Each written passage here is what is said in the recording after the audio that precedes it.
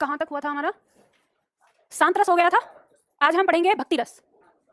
चलिए लिखिए भक्ति रस की परिभाषा। जब किसी काव्य में ईश्वर के प्रति प्रेम, जब किसी काव्य में ईश्वर के प्रति प्रेम, ब्रैकेट में लिखिए श्रद्धा, ब्रैकेट बंद। जब किसी काव्य में ईश्वर के प्रति प्रेम, ब्रैकेट में श्रद्धा, अथवा ईश्वर के प्रति भक्ति भाव का वर्णन किया जाता है, ईश्वर के प्रति भक्ति भाव का वर्णन किया जाता है, वहां भक्ति रस होता है, वहां भक्ति रस होता है। पूर्ण विराम लगा के लिखिए गुरु के प्रति भक्ति, गुरु के प्रति भक्ति भाव भी भक्ति रस में आता है, गुरु के प्रति भक्ति भाव भी भक्ति रस में आता है। जब किसी काव्य में ईश्वर के प्रति प्रेम अथवा ईश्वर के प्रति भक्ति भाव का वर्णन किया जाता है, वहां भक्ति रस होता है, गुरु के प्रति भक्ति भाव भी भक्ति रस में आता है। तो अब देखो यहाँ पर ध्यान देना है आपको। जैसे मान लो कि अगर गुरु के लिए कोई बात कही जा रही है, गुरु की श्रद्धा में, गुरु के प्रति जो भक्ति है या प्रेम है, उसके लिए कोई बात कही जा रही है, उसका वर्णन किया जा रहा है, तो वहाँ भक्ति रस होता है। अगर हम किसी ईश्वर के प्रति, कोई भी है चाहे साकार या निराकार, के प्रति अगर हम प्रेम व्यक्त कर रहे हैं तो भक्ति रस होता है। अब इसी तरह से आप देखेंगे कि अगर किसी पंक्ति के अंदर कोई उपदेश जैसे देता हुआ हो, जैसे मान लो कबीरदास जी के दोहे होते हैं कि पाहन पूजे हर मिले तो मैं पूजू पहाड़, याते तो चाखी भली पीस खाए संसार, इस तरह के जो दोहे अगर होंगे तो ऐसे तो भक्ति रस में आएंगे क्योंकि ईश्वर के प्रति बात हो रही है। लेकिन ऑप्शन में अगर भक्ति रस नहीं होता तो शांत रस वहां पे आप लगाते हैं। ठीक है, दोनों में अंतर आ जाता है। मतलब ये हो जाता है कि अगर ऑप्शन में भक्ति रस नहीं है तो शांत रस वहां पे हो जाता है।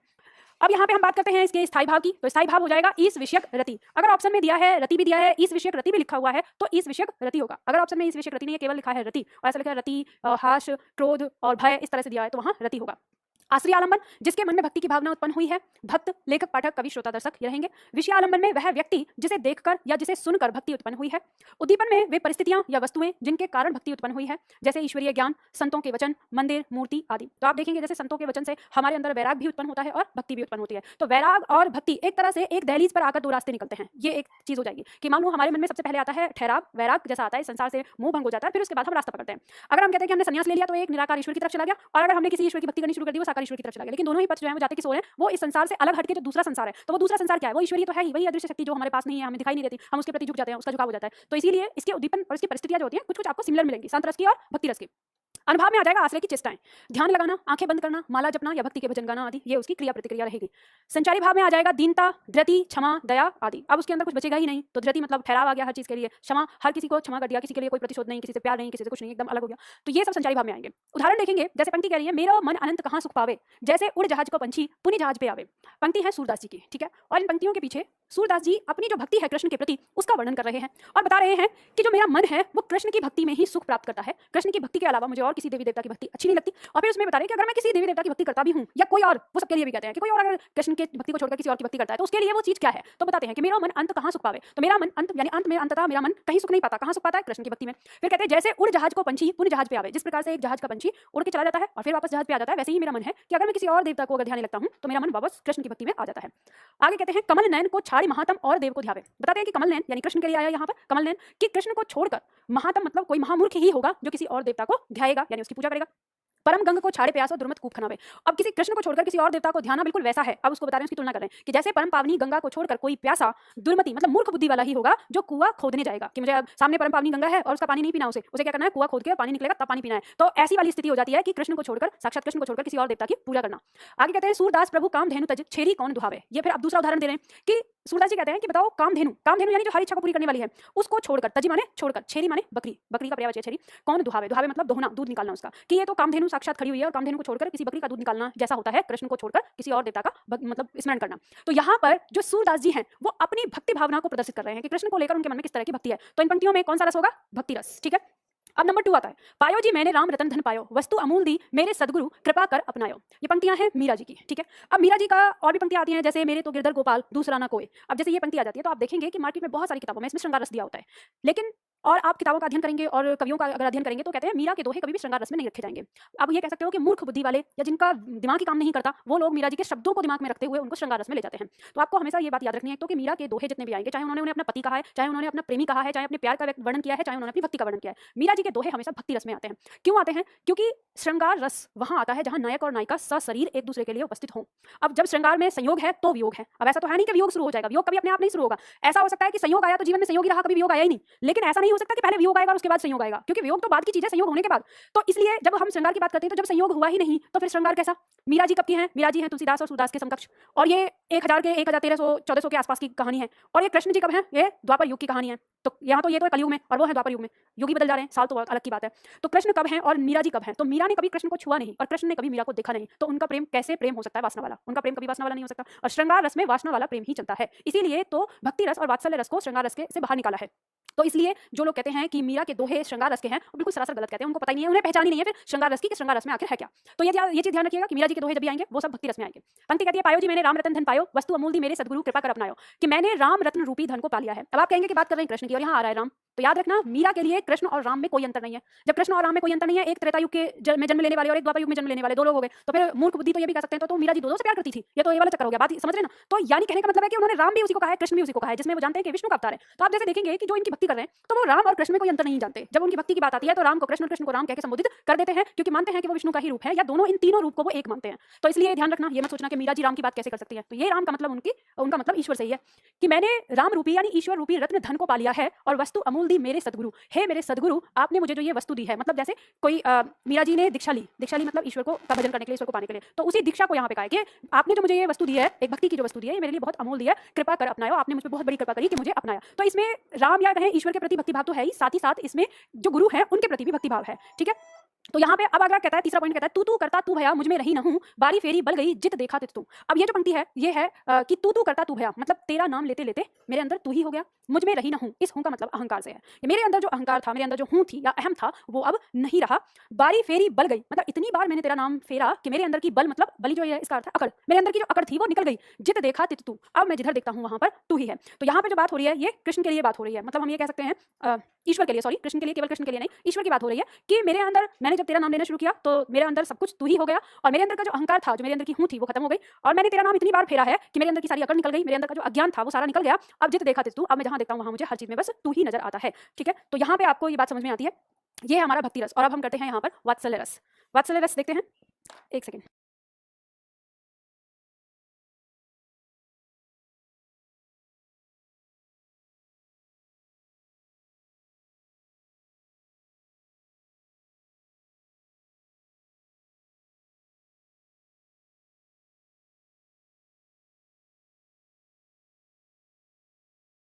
चलो वात्सल्य रस की परिभाषा लिखते हैं।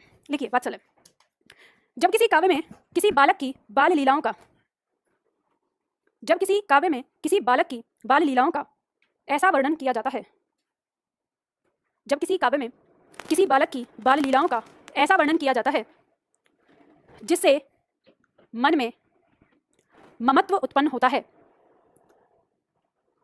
जिससे मन में ममत्व उत्पन्न होता है, वहां वात्सल्य रस होता है, वहां वात्सल्य रस होता है। जब किसी काव्य में किसी बालक की बाल लीलाओं का ऐसा वर्णन किया जाता है जिससे मन में ममत्व उत्पन्न होता है, वहां वात्सल्य रस होता है। चलिए देखिए, स्थायी भाव है संतान विषयक रति, आश्रय आलंबन जिसके मन में ममता उत्पन्न हुई है, माता पिता, लेखक, पाठक, कवि, श्रोता, दर्शक आदि। विषय आलंबन में वह बालक जिसे देखकर या सुनकर मन में ममता उत्पन्न हुई है। उद्दीपन में वे परिस्थितियां जिसे देखकर या सुनकर मन में ममता उत्पन्न होती है, जैसे बालक का घुटमुन चलना, तुतलाकर बोलना, अन्य बाल लीलाएं आदि। अनुभव में आ जाएगा आश्रय की चेष्टाएं, जैसे आश्रय की चेष्टाएं क्या होंगी? बच्चे को गोद में लेना, दुलार करना, उसके जैसी बोली बोलना आदि, ये उसकी चेष्टाएं हो जाएंगी। संचारी भाव में हर्ष, मोह, गर्व, उत्सुकता, चपलता, जिज्ञासा आदि, ये सब संचारी भाव में रहेंगे। वात्सल्य रस की हम बात करते हैं तो इसके दो उपभेद माने गए हैं, एक संयोग वात्सल्य और एक वियोग वात्सल्य। संयोग वात्सल्य का मतलब होता है जब संतान पास में हो और उसकी लीलाओं का वर्णन किया जा रहा हो और माता पिता खुश हो, मतलब जिस समय जो भी नॉर्मली तो आपका जो ममत्व उत्पन्न होता है माता पिता के मन में होता है, लेकिन कई बार और भी देखने वाले होते हैं आसपास, उनके मन में भी होता है। तो यहाँ पे क्या है, संतान पास में है, सामने है, समक्ष है, और तब उसकी लीलाओं का वर्णन हो रहा है, तो वहाँ मन में जब ममत्व उत्पन्न होता है तो वहाँ संयोग होता है। और वियोग में होता है कि संतान पास में ना हो, दूर चली गई हो, और तब उसकी बातों को याद करके, उसकी घटनाओं को याद करके मन में एक दुख हो जाए कि वो दूर है या वो नहीं है पास में, तो वहाँ पर जो वर्णन होगा वो वियोग में आएगा। ठीक है, तो सबसे पहले हम संयोग वात्सल्य का देखते हैं। अब ध्यान दीजिएगा, ये जो दो टुकड़ों में टूटता है, ये अध्यापक वाली परीक्षाओं में टूटता है, बाकी आपकी जो और परीक्षाएं हैं उनमें केवल वात्सल्य के अंदर आता है और संयोग वाला ही आता है, पूछा जाता है। ठीक है, तो ये अध्यापक वाली में हम दोनों तरीके से देखेंगे। तो संयोग में हम देखते हैं कुछ उदाहरण, जैसे पहला उदाहरण दिया है, शोभित कर नवनीत लिए, कर माने हाथ, नवनीत माने मक्खन। यानी कृष्ण ने हाथ में मक्खन को ले रखा है और बहुत ही शोभायमान हो रहे हैं। गुटरन चलत रहनु तन मंडित मुख दही लेप किए। गुटमन चलते हुए आ रहे हैं और उन्होंने अपने मुख पर दही का लेप किया हुआ है, दही लगाई हुई है। तो अब आप कल्पना कर सकते हैं कि कोई छोटा सा बच्चा है, गुटमन चलता आ रहा है, दही खा के दही खाई है उसने, तो उसके मुंह पे वो दही लग गई है और हाथ में मक्खन लेके आ रहा है। तो वो कैसा लगेगा जब आप देखेंगे। अब आपने देखा होगा आपके घर में भी अगर कोई छोटा बच्चा होगा और आप कोई खाने की चीज रख दो कहीं पर, तो उसका ध्यान कहाँ रहता है, बस ये चीज कहाँ रखी जा रही है। अब वो चोरी चुपके से देखता है और जैसे ही आप वहां से निकलोगे तुरंत वो वहां पे पहुंच जाएगा, खा के भी आएगा और सारा सन भी जाएगा। और फिर भी उससे पूछोगे कि अच्छा ये चीज खाई है, तो बड़ी मासूमियत से कहता नहीं खाई नहीं खाई खाई नहीं है, पता ही नहीं है। आपको पता है पूरा सना हुआ भी आएगा तो भी वो कहेगा। तो अब इस ऐसी स्थिति आप देखेंगे कि जब बच्चा खाने की चोरी कर रहा है तो उस समय फिर आपको उस पर क्या आता है, दुलार आता है। ऐसा तो नहीं कि गुस्से में आ जाओगे और पीट डालोगे, ऐसा तो नहीं होता, करोगे ऐसे। हाँ, थोड़ा बड़ा हो जाता है जब पिटने लगता है, लेकिन जब बिल्कुल 2-3 साल का हो तब तो उसकी बातों पर दुलार आता है। तो यहाँ पे ऐसी स्थिति है कृष्ण जी के साथ। अब दूसरा पॉइंट दिया, मैया कबहू बढ़ेगी चोटी, कितक बार मोही दूध पियत भई यह अजो है छोटी। तू जो कहती बल्कि बेनी जो है लंबी मोटी, काचो दूध पियावत पचपत देत न माखन रोटी। अब ये तो पंक्ति है ना, देखो ये बिल्कुल एकदम से ऐसे वात्सल्य से भरी हुई है। आप देखेंगे छोटे हैं कृष्ण जी। अब ये सूरदास जी का जो साहित्य जो आप देखते हैं उसमें अभी वात्सल्य रस का एक हिस्सा आ रहा है कि कृष्ण जी हैं बहुत छोटे से और वो दूध नहीं पीते हैं, सिर्फ हमेशा क्या करते हैं, माखन खाते रहते हैं। उन्हें तो चाहिए बस माखन, लेकिन वो दूध नहीं पियेंगे तो फिर पोषण कैसे होगा। तो माँ को थोड़ी सी चिंता होती है, तो माँ उनको बहका देती है। अब उनको एक चीज पसंद है कि जो उनके बलराम भाई है उनकी चोटी है और बहुत लंबी है, मोटी तगड़ी है उनकी, तो वो ऐसे बोलते हैं कि मुझे ऐसी चोटी चाहिए। तो वो उनकी माँ उनको ऐसे बहका देती है कि तू दूध नहीं पीता इसलिए तेरी चोटी नहीं है, और बलराम जो है वो दूध पीता है तो उसको चोटी है, तो अगर तुम दूध पियोगे तो तुम्हें भी चोटी आ जाएगी। तो ये कृष्ण जी को अब बहका दिया। अब आप ऐसे देख लेना कि छोटे बच्चों को आप बहका देना जो उसको बहुत चीज पसंद हो और वो कोई चीज खाता ना हो, कोई ऐसी चीज खाने में जो उसे ना पसंद हो और कोई ऐसी दूसरी चीज जो उसे बेहद पसंद है कि ऐसा होना चाहिए, तो आप उसका उसे कनेक्शन बता दो कि अगर तू ये चीज खाएगा तो ये चीज तुझे मिल जाएगी या ऐसा हो जाएगा। तो उसके बाद देखना उसे चाहे वो कितनी भी बुरी लगती हो, चाहे वो सड़ा सा मुंह बना के खाए या कैसे खाए, वो उसे खाएगा क्योंकि उसको वो चाहिए जो उसको पसंद है। तो अब यहाँ पे कृष्ण जी के साथ भी यही हुआ है, उन्होंने दूध पीना शुरू कर दिया। अब सुबह दूध पिया, शाम पिया, दोपहर पिया और एक एक घूंट पी रहे हैं, फिर देख रहे हैं पकड़ पकड़ के तो बढ़ी नहीं रही है। अब हो गए परेशान कि माँ ने तो कहा है। तो अब जब परेशान हो गए तो फिर अपनी माँ से बात कर रहे हैं, मैया कब बढ़ेगी चोटी। बेचारे परेशान हो गए, अरे मैया ये चोटी कब बढ़ेगी, कितक बार मोही दूध पियत भई यह अजो है छोटी, कि इतने बार हो गया मुझे दूध पीते पीते, या अभी भी छोटी की छोटी है।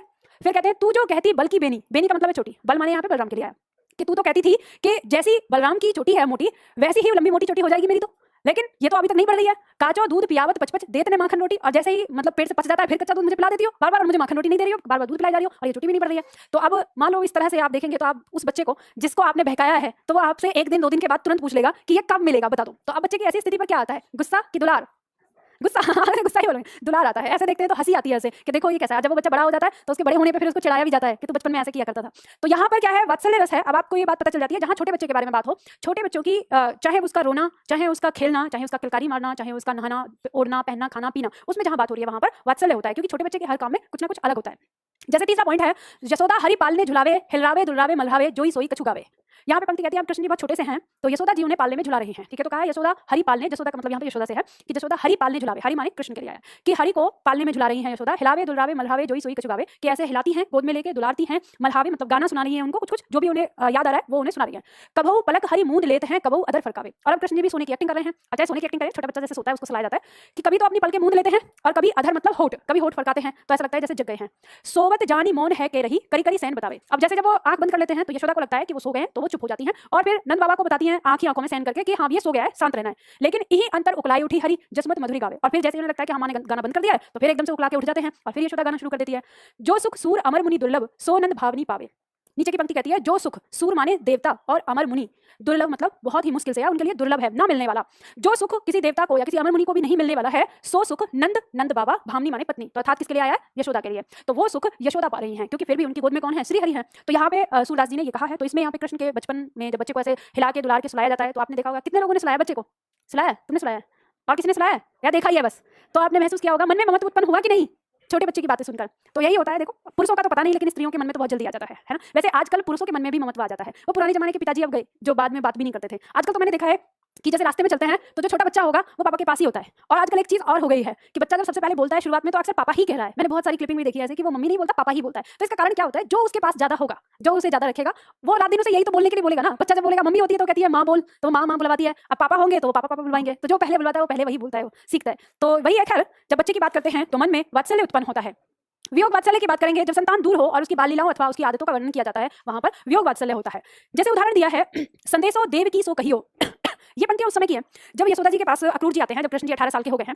तो जब कृष्ण 18 साल के हो गए तो अब उनको लेने के लिए आए हैं, यानी बच्चा अब नाबालिग से बालिग हो गया है और अब उनको लेने के लिए आया गया क्योंकि कृष्ण जी यशोदा के बेटे नहीं है। आपको पता है देवकी के थे। तो यशोदा को भी तभी पता चलता है कि अच्छा मेरे साथ इतनी बड़ी चीटिंग करी, मेरे बच्चे को कहीं और पहुंचा दिया और ये मैं किसी और के बच्चे को पाल रही थी इतने दिनों तक। तो हाँ तो उन्हें जब ये पता चलता है कि कृष्ण मेरा बेटा नहीं है, देवकी का है, तो क्योंकि देवकी तो उस समय महारानी थी अब महारानी हैं तो वो वहाँ के हैं, तो एक राजा के प्रति जो उनका कर्तव्य होता है तो उसके हिसाब को ध्यान में रखते हुए अब उनका अधिकार तो उस पर नहीं है। तो जब उनका अधिकार नहीं है लेकिन उन्होंने तो अपने बच्चे की तरह पाला है तो ममत्व तो है। तो वही वो अक्रूर जी से कहती है, अपने मन को कहती हो कि संदेशो देवकी सो कहियो, कि मेरा जो संदेशा है वो देवकी से बता देना, हो तो दाह तिहारे सुत की दया करत ही रही हो। मतलब ऐसे तो मैं धाई माँ हूँ, मतलब मैंने जन्म नहीं दिया तो मैं क्या हूँ, धाई माँ हूँ, ठीक है। आप यानी तुम्हारे पुत्र की, ऐसे तो मैं धाई माँ हूँ, मेरा कोई अधिकार नहीं है, मुझे तो पालना ही था, पर फिर भी दया करत ही रही हो कि मेरे ऊपर भी दया करना कि ये मेरा भी पुत्र हो। फिर आगे कहती है कि तुम तो टेव जानती, टेव है आदत, टेव का मतलब होता है आदत, कि तुम तो इसकी आदत को जानती ही हो, तऊ मोई कही आए, फिर भी मेरे मन में ऐसा लग रहा है कि मुझे आपको बता देना चाहिए। प्रातः उठत मेरे लाल लड़ेते माखन रोटी भावे, यानी प्रातः सुबह होते ही जो मेरा ये लाडला है इसको माखन और रोटी भाता है। तेल उबटन अरु तत्तो जल तही देख भज जावे, यानी जब नहाने के लिए तेल और उपटन और तत्तो मतलब गर्म जल को देखते ही ये क्या होता है, भाग जाता है, नहाता नहीं है। और जोई जोई मांगत सोई सोई देती, यानी जो जो मुझसे मांगता है, जो जो डिमांड करता है वही वही इसको डिमांड पूरी करनी पड़ती है, यानी वही वही देती हूँ, क्रम कर करके नहावे और फिर उसके बाद इस प्रकार से वो नहाता है, उसके नहाने की तरीका। और मेरा अलग लड़े तो मोहन हुए है करत संकोच, सूर पतिक सुन मोही रहने दिन बड़ो रहत उर सोच। अब यहाँ पे यशोदा जी कहती हैं आगे कि जो मेरा ये लाडला मोहन है ये क्या है, संकोच करता है, मतलब संकोची प्रवृत्ति का है, ये मेरे सिवा किसी और से कोई डिमांड नहीं करता है। और फिर कहती है कि जो पथिक मतलब मुझे यही दिन रात सोच आता रहता है कि अब जो ये जाएगा फिर ये कैसे करेगा, इसको कोई किसी चीज़ की जरूरत होगी तो मेरे सिवा इसकी आदतों को कौन समझेगा और कौन इसके मन की इच्छा को पूरी करेगा। तो ये उनके हृदय में, उन्होंने यहाँ पे हृदय कि मेरे हृदय में यही सोच पड़ा रहता है। तो अब यहाँ पे जो माँ है, माँ के मन में क्या है, दुख है, दर्द है, अपने बच्चे से बिछड़ने का दर्द है और उनकी आदतों को, उनकी बातों को याद करके वो बहुत ज्यादा दुखी हो रही है। तो इस पंक्ति में हमें जो मिलेगा वो वात्सल्य रस का वियोग मिलेगा, ठीक है। तो वियोग वात्सल्य रस इन पंक्तियों के अंदर होता है। तो इस तरह से यहाँ पे आपका जो रस है वो समाप्त हो जाता है जो हमारे पास थे। हम रिवीजन करेंगे रस का, हमारे पास शॉर्ट ट्रिक है। सबसे पहला रस था हमारा श्रृंगार रस। श्रृंगार रस के दो भेद हैं, संयोग श्रृंगार और वियोग श्रृंगार। स्थायी भाव क्या है, रति। पहचान इसकी क्या होगी, रूप सौंदर्य अथवा परस्पर मेल मिलाप का वर्णन जहां होगा वहां संयोग श्रृंगार होगा। वियोग श्रृंगार का स्थायी भाव भी क्या है, रति है, और इसकी पहचान क्या होगी, परस्पर वियोग या नाराजगी का वर्णन किया जाएगा, वहां वियोग श्रृंगार होगा। करुण रस की बात करेंगे, स्थायी भाव होगा शोक। पहचान होगी किसी की मृत्यु होना, दुर्घटना हो जाना या किसी वेदना का वर्णन किया जाएगा, वहां पर करुण रस होगा। हास्य रस की बात करेंगे तो स्थायी भाव होगा हास। पहचान होगा किसी चीज में, किसी के वर्णन में हंसी आती होगी, हंसी आदि का भाव जहां पर आएगा वहां हास्य रस होगा। रौद्र रस में स्थायी भाव होगा क्रोध और पहचान होगी किसी गुस्से या क्रोध का वर्णन किया गया होगा। वीर रस में स्थायी भाव होगा उत्साह और इसमें पहचान होगी किसी देश के लिए देशभक्ति की भावना की बात हो या किसी की वीरता का वर्णन हो, वहां पर वीर रस होगा। विभत्स में आ जाएगा स्थायी भाव जुगुप्सा और इसकी पहचान होगी कि घृणा आदि घृणात्मक चीजों का वर्णन होगा। भयानक में आ जाएगा स्थायी भाव भय और इसकी पहचान हो जाएगी या तो प्राकृतिक आपदा का वर्णन होगा और किसी डर वाली चीज का वर्णन होगा, जैसे भूत प्रेत का वर्णन हो सकता है जहां डर लग रहा हो, ठीक है। अद्भुत रस में आ जाएगा स्थायी भाव विस्मय यानी आश्चर्य और पहचान हो जाएगा आश्चर्यजनक घटना का वर्णन। अगला आता है शांत रस। स्थायी भाव हो जाएगा निर्वेद और पहचान हो जाएगा प्रकृति के रूप सौंदर्य या वैराग आदि का वर्णन। भक्ति रस में आ जाएगा स्थायी भाव इस विषय कृति, पहचान में आ जाएगा ईश्वर या गुरु के प्रति प्रेम या श्रद्धा भाव का वर्णन। वात्सल्य रस में आ जाएगा स्थायी भाव में संतान विषय कृति और पहचान हो जाएगा कि किसी ममता का वर्णन किया गया हो या बच्चे के क्रियाकलापों का वर्णन किया गया हो, तो वहां पर वात्सल्य रस हो जाता है। अब देखो यहाँ पर आपके सामने अभ्यास हेतु कुछ पद है, ये आपका होमवर्क है, ठीक है। ये आपके लिए एक होमवर्क है, ये आपको करना है और यहाँ पे आपके रस में कुछ प्रश्न उत्तर दिए हुए हैं। अब मुझे ये बताइए कि यहाँ पे आज ही पढ़ा दूँ प्रश्न उत्तर को या कल की क्लास में पढ़ाऊँ? अब दो तरह की वोट हो रही है। कितने प्रश्न हैं टोटल? हाँ 78 73, तो 73 तो नहीं हो पाएंगे, तो पूरा एक घंटा तो चाहिए इसके लिए पूरा, तो कल करा देती हूँ, ठीक है। आज के लिए आज शब्दावली देख लो, तो कोई छुट्टी। शब्दावली में विलोम शब्द हो गए सारे आपके, पूरे विलोम शब्द पूरा हो गया ना, ठीक है। बाकी तो चीजें आपको समझनी है, ठीक है। अब देखो यहाँ पे एक छात्र ने पूछा है वात्सल्य का मतलब क्या होता है। बेटा वात्सल्य का मतलब होता है ममता, ममत्व, ममत्व को वात्सल्य कहते हैं। अब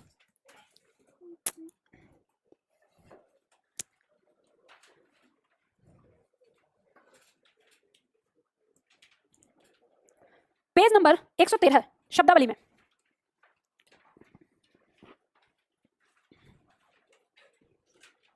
देखो, पेज नंबर 113 शब्दावली में समश्रुति भिन्नार्थक शब्द।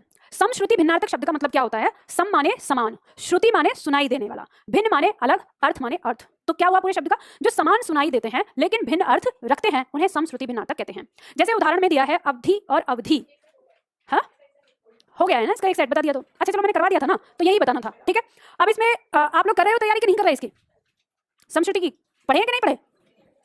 नहीं, बिल्कुल नहीं पढ़ रहे हो आप। चलो आप लोगों को बता देती हूँ, आने वाले 10-15 दिन में मैं कोशिश करूंगी कि या 10-15 दिन में नहीं तो जनवरी से शुरू हो जाएगा, शब्दावली की व्याख्या करूंगी मैं यूट्यूब पर, ठीक है। और रात में 10 बजे के आसपास मैं लाइव लेके आऊंगी। यहाँ नहीं घर से लूंगी। रात को 10 बजे यहाँ से कैसे ले लूंगी? 11 बजे मैं जाती हूँ, कभी कभी जाती हूँ, और वो भी तब जा रही थी, अब तो मैंने घर पे सेटअप कर लिया है, क्योंकि मेरे 11 बजे यहाँ से जाने से ना मेरा जो स्टाफ है ना वो यहाँ नींद में आने लगता है।